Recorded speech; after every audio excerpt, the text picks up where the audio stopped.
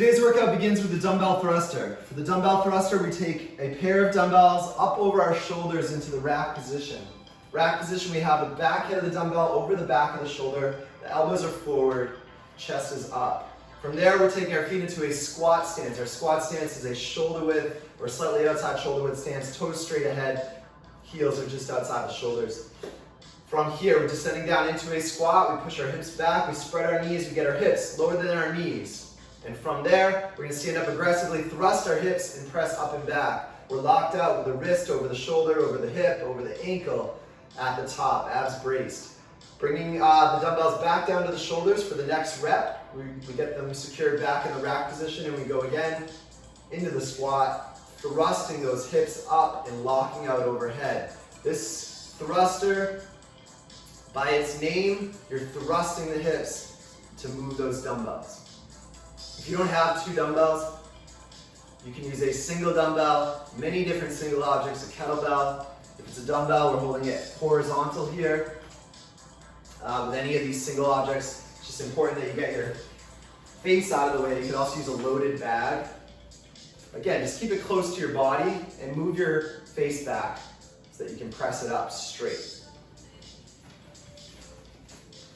All right, our second movement today is a bent over row. Assuming you have those two dumbbells.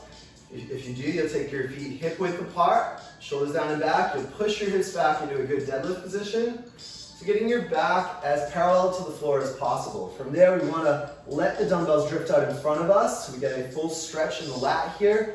And it's time to row. When we row, we're bringing our shoulders down and back, our elbows in towards past the body. All the way back down to straight arms at the bottom. Think about your shoulder blades pulling down and back, not shrugging your shoulders. Now again, if you only have a single object, single dumbbell, single kettlebell, it will look the same. You might need to get your knees a bit wider if you have a bigger object, bulkier object like a loaded bag. Just make some space for it. But the same action, pulling that single object down in towards your belly button. Our third and final movement is the leg raise to toe touch. So we're on the floor, we've got our legs straight, arms extended back. We're going to bring those straight legs up, try to curl the hips off the floor, point the toes up to the ceiling. From there, we do a sit up and try to touch the toes. You might just get to the ankles here.